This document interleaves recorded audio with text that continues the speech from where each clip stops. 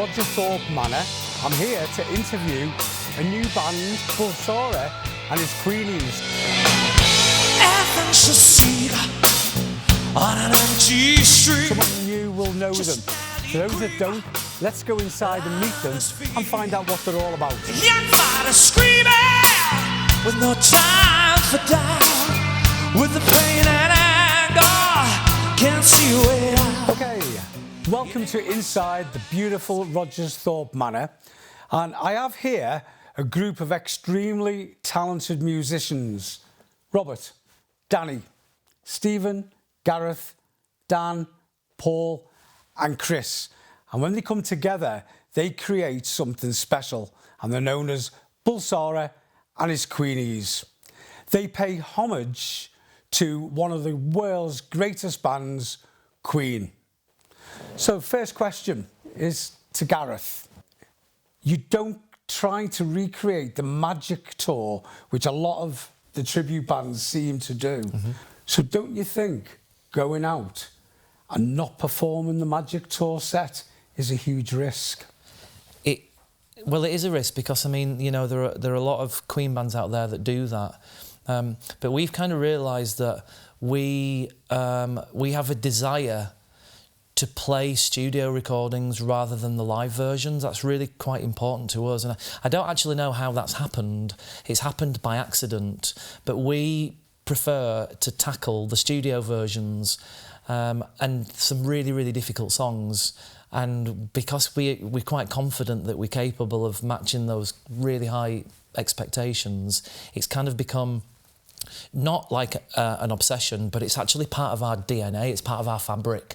It's like, you know, there's more to Queen than just the 86 Magic Tour, and we kind of want to show people that, you know, there's more, there's tons more albums than to what there was on that particular concert. And you know, we've had it before when we've you know, when we've done shows. We've had like really hardcore, heavy Queen fans come up to us at the ends of shows and say, "I've never seen that song performed live before, not even by Queen." And when people say something like that to you, it's really kind of heartwarming. So it adds more to the entire experience of what we do, not just the fact that we're. It knocks you off your feet, you know, when you hear it. Like She Makes Me, I'd never heard that live, and you did it. And I'm going to be honest, when I heard that you were doing the Sheer Heart Attack album, I thought, oh, how are they going to pull it off? How will you do She Makes Me? How will you do Stone Cold Crazy? How will you do Bring Back That Leroy Brown?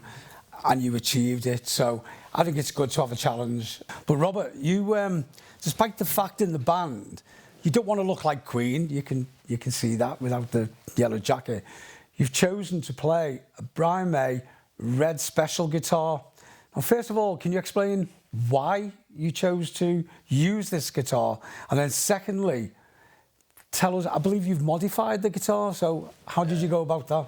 We did try when we first got the band together. Like, I've not always had this particular Brian May special. I tried a couple of different guitars, but it became quite clear that in order to get the Brian May sound and the Brian May, you know, the tone, you need a Brian May, you know, special guitar. Like you say, I've modified the guitar and I've done things to it, but that's not just, I'm not saying that's because the guitar needed modifying, but I've found things, you know, along the way that I can do to guitars to make them sort of play better and work well for me, because, you know, at the end of the day, it is a tool and you want you know, a good tool to do the job with. So I will point out as well that it's not me that's modified this guitar. Me and my dad have kind of worked together. He's, you know, the kind of the brains of, you know, behind making it all sort of come together. So You've worked with your dad on the guitar and you realised Brian May and his father made the red special. It's quite interesting. A nice connection there. So Paul, you were the last person to join this band. Was, yeah. When you were asked to be in the band, what was your first thought? Queen band? So Robert over there were the one to ask me to be in the band, and my first thought was, I don't want to be in a tribute band. I really don't. And I don't know, I just feel like a lot of them have like a certain stigma surrounding it and things, and I don't know, I just didn't think it was for me. Rob said, just come down to one practice and you'll understand, sort of thing. And I said, all right then, I will do. I came down and the first song I heard were Radio Gaga, and literally the first opening chord, I thought, I'm in Queen. Oh my God, I thought I might actually be in Queen. And I stood there and I thought I might have to sort whatever I can out in my life to be in this band. I just thought, this is really something special. Tell me, what was it like to play in Montreux last year at Freddie's party? And you're going back again this year, which is unheard of, so well done on that. How will you make this year different to last year? Because a lot of people there, though there's going to be a lot more there this year, saw you last year and probably expect something different. So how will you make it different? Well, it's definitely going to be different because we've had another year, obviously, together. We're quite a young band, really. We've been together, all 7 of us, about 18 months. And so we've got another year on that as a kind of gelling together, being able to perform more complicated material.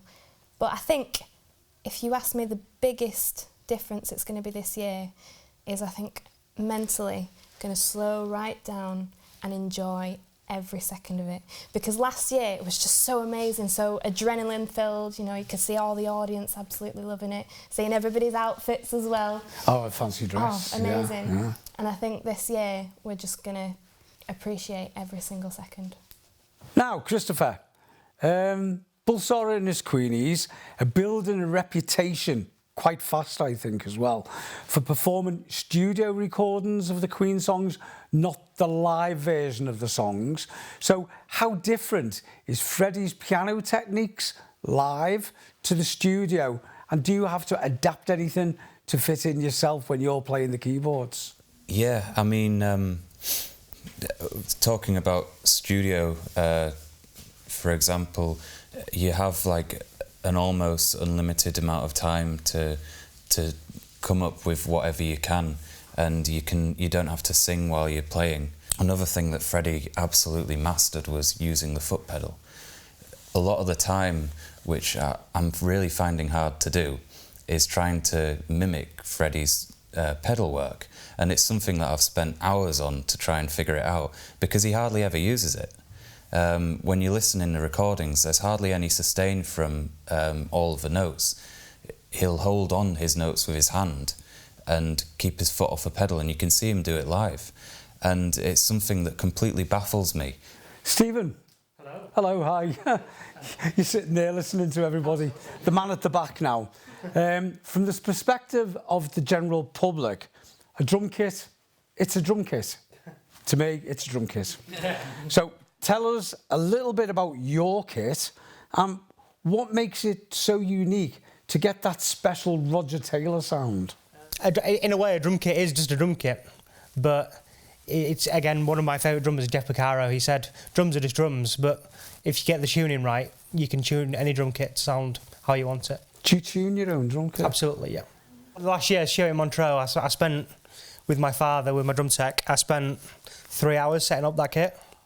There was a moment in Montreux last year, though, wasn't there, when you'd finished tuning your drums and we heard them for the first time in that space, and it just sounded phenomenal. And that, I think that was the point we all knew what a gig that was going to be. Yeah. My drum kit as well, since I've been in the band, has been samples, using a lot of samples live, just replicating the sounds, what we physically can't do live, so clicks, claps, sound effects, gongs, yeah, tingles down my spine. Yes. There's just little motifs that add to the sound and flavour of the tracks. Gareth, there are so many Queen tribute bands on the market now, not just in the United Kingdom, all over the world, the globe. It is amazing. Is this a good thing or a bad thing? And how does it affect Bulsara and His Queenies? It's a good question, Jim. I actually think it's a really good thing, because I'm a massive Queen fan, you know, like we all are, and I think that, you know, having a lot of Queen tribute bands, it means that Queen's music and Queen's legacy is lasting, and you know, Queen's music has been played to as many people as possible by all these different bands. Now, we all know, obviously, some bands are, you know, better than others, that's fine. We actually think there are quite a lot of really good Queen tribute bands in the UK, and there are, you know, some bands that we actually really, really like. So I think it's a good thing. So you are promoting Queen? Yeah. That's what you're doing? Yeah. And with social media today, that it's getting out there more, but there's another side of social media, which I find a bit odd. So Dan, social media, trolling. We love it, don't we? How do you deal with trolls? Well, we've always, since we started the band and it was just the four of us, we kind of expected some trolling at some point, because as most businesses, bands and like artists, you're just prone to it, regardless of how good you are, how bad you are, whatever. It just happens. But we're actually quite fortunate, really, that I think for the first few years we didn't really receive any negative. No, but it's because we're kind of a little bit more in the public domain now, and word about it is spreading. And now, obviously, because of gigs such as like Montreux and stuff, and we've become more well known, I guess, worldwide because of the streaming and everything. Yeah. We are subject to it now a bit, but it doesn't faze us. You really like it. You like it as well, don't you? If anything, In fact, do you all like it? We all like it. I don't know what if anything, it Why? Because they're talking about you. yeah. But if anything, it spurs us on to be better. So if you want to say negative things about us, it doesn't damage us in any way. It just makes us want to get better. It's quite good as well, because I know that obviously we've had some recent promotion for the tour and things, and we've actually got our own fans kind of sticking up for us and things, like people saying, oh, who's this guy trying to be Freddie and stuff, and people like, you need to just go see him because they're not your ordinary Queen band. My best one, sorry, is where they've called you Gordon Ramsay. Is that Gordon Ramsay on guitar? I'm like 30 years before he looks like he does now. I mean, my God, he's had about 10 different facelifts, hasn't he? I need a few more wrinkles as well, I think, but... Gordon Ramsay, yeah, OK. Well, yeah, Rob, I was saying there, you've achieved quite a lot in a short space of time. But what about the future, Robert? What will Bulsara and His Queenies be doing in a few years' time? That's quite a difficult question to answer because, well, if you'd have asked me that question, say, 2 or 3 years ago, I'd have just said I don't know, because back then would I have known that we'd have been asked to play at Freddie Mercury's birthday party? Not once, but, twice. I mean, like you say, that's unheard of. Like, we had no idea that was, going to happen. But, like you say, the future is completely unpredictable. But what I do know is that I really love this band, and that, I do think we have something really special, and I would like to take it all the way. Ideally, one of the dreams for me would be so that we could do what we're doing already, but take it like worldwide and do stadiums and arenas and things. That would be, that would just be brilliant. But I'd like to think, because what's kind of happened so far and how quickly we have sort of progressed over the sort of past year and things, that something like that isn't impossible in the future for us. So. Stephen. Yes. What do you enjoy about playing Queen's music and being in the band that you're in? The fact that we're all great musicians is a very good start. I mean, Queen's music is very, very technical, very difficult to perform live. So we always have to be on the top of our game all the time, really. I can see us in a few years just developing a lot more, and like we're getting, our sound is changing a little bit like Queen's, really, as it did through the career. We're getting tighter as a band all the time. We're developing as musicians all the time. Paul, I've heard something. That if anything is going to happen to anyone in the band, it's always you. Is that right? And if so, spill the beans. Yeah, I think every band has a person who is just generally that person, that everything funny that happens to that person, and that person is me. I've had a few, to be fair. But my most sort of on-stage embarrassing moment was when I first started with the band, played in a place called the Peace Hall in Halifax. Was that your first gig? Wasn't my first gig, no. Castleford Civic Centre. It was second gig, wasn't it? Third, right. maybe, sorry. It were early days, It were early days, yeah. And so we did really well. We sold it out, and like, I'd say about 450, maybe 500 people in there, in this big Spiegel tent. And I'd invited people from my work, and I'd invited all my friends, and everyone was there, and it were going great. And basically, so I'm up on stage, and it were like sort of about 5 foot in the air, maybe. And on the back, there were no sort of sign to say that is where the stage ended. No. So I'm at the back at this point. We all play at the front now, so I'm like right at the back, like doing all the backing singing and everything. And I just finished, I can't even remember what song it was. But You went to put a guitar down there? Yeah, that were right, yeah. And it were going to like 39. We were just about to start 39. And it's hard anyways, the beginning of 39, because I sing all high bits.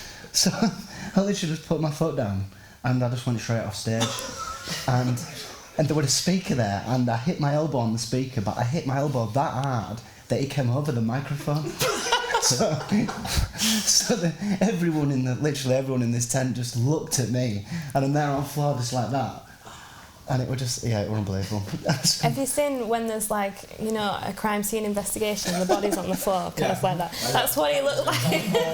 But I was straight back up and I started again, so. Recent film, Bohemian Rhapsody, it's been huge, unbelievably huge. What do you think the effect the film has had on Queen's status in the music world? And has it had an effect on you? Everything was so believable, and I think that's what helped this movie out. The music's fantastic, and the story's so believable because of the acting, and I think it's helped emerge another group of Queen fans into the air. There's people all ages, young, old, you know, they're all wanting to watch Queen. Do you feel you've got a responsibility to Queen's music, how you put it across as a band? It is a huge responsibility because, as I sort of alluded to a little bit earlier, we have sort of set a precedent as to what our standards are, and our standards are very, very high. And we're so, like when we're in the rehearsal studio together, of course we're all really supportive, but we're all very, very meticulous in the detail as to what we're trying to individually bring to the table. So we have set a precedent, and we all know what that standard is, and we all know that we can't fall below that standard. So that is difficult on a collective basis, but also on an individual basis as well.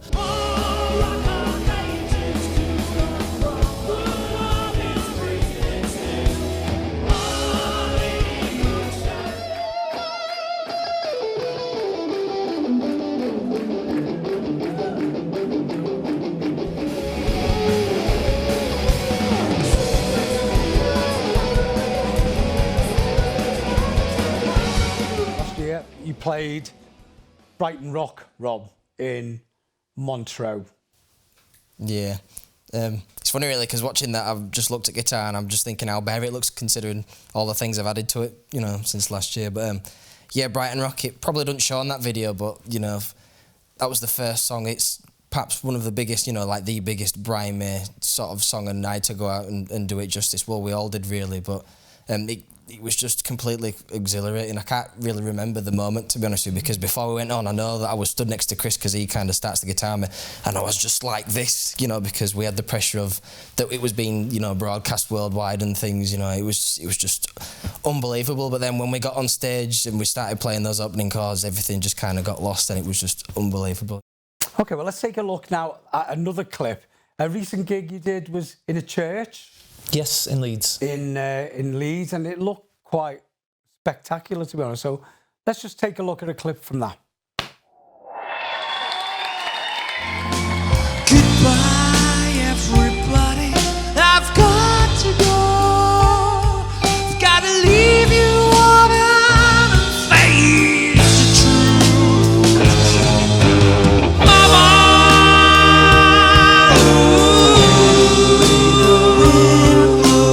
I don't want to die. Sometimes wish I'd never been born at all. I want it all. In that clip, aye. You're playing guitar, so you don't just do backing vocals. You don't just do. You play guitar. Yep. Ogre Battle. Ogre Battle. How did you take us to the battlefield, and how the hell do you achieve that high note that Roger sings on the track? I mean, in terms of the singing, I've always sort of been able to sing quite high anyway. So I've got a lot better at it since joining this band, though, as you can imagine. But yeah, I think the playing guitar and the singing really high is a completely different thing.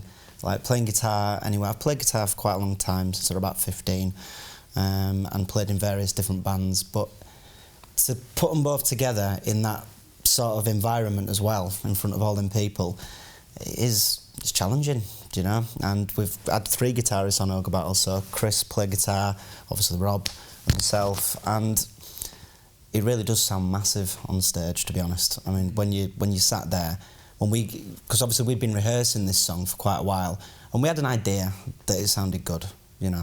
And then we came to the gig, and we played it, and when you're in a real big venue and everything's mic'd up and you hear that power coming back at you with 3 guitars and 3 Vox AC30s, you really do feel like you're in a pretty special place, you know. So yeah, loads of fun. Okay, another clip now. We're going to take a look at Carnaby Street. I'm sure Danny remembers this. And we're going to take a look at Bohemian Rhapsody. Too late, my time has come. Send shivers down my spine. Body's aching all the time. Goodbye, everybody. I've got to go. I've got to leave you all behind and face the truth. Mama, easy go, will you let me go? No, we won't let you go, let it go. We won't let you go, let it go. So you think you can stop me and spit in my eye? So you think you can love me and So Carnaby Street, that must have been something else, and a semi-acoustic version of Bohemian Rhapsody. Robert, what can you remember of that? Why did you decide to play that at Carnaby Street? And by the way, it's gone viral now, from a few people watching it to thousands of people all over the world. How was that go about? Well, I remember on the day, I don't think we actually were planning on playing it whatsoever, but we kind of thought, I think it was maybe the last set of the day that we had, and we kind of just thought, right, well, we're here now, maybe we should play it because this could be potentially something that could do really well. And, you know, we played the song and what have you. There weren't really many people on there on the day, as you can see from the video and what have you, but I mean, you know, it went okay, and we'd not played anything like that ever. I mean, that was just kind of off the bounce. We'd not really arranged that. We just kind of stuck to the song structure and just played it with the arrangement we had there and then. We kind of thought it went well on the day, didn't we? Like it will. I mean, Stephen didn't have his drums, which is something about watching Bohemian Rhapsody. Was crazy how many parallels there were between Queen and us. And there's a clip on the movie where they have to play. What's that? Pop. Is it Killer Queen or something? Yeah, they have to play Top of Killer Pops. Queen, Top of the Pops. Pops, yeah. And Roger makes some comment like, "What is this drum kit?" or something. And I really felt for Steve. Yeah, definitely echoes what I felt, yeah. Really, this has been very interesting. I think we've got to know Bulsara and His Queenies a little bit better. We can tell they're not a tribute band. They pay homage to Queen. You can hear the songs they're going to play. Go and see them. Thank you for watching, and thank you guys too.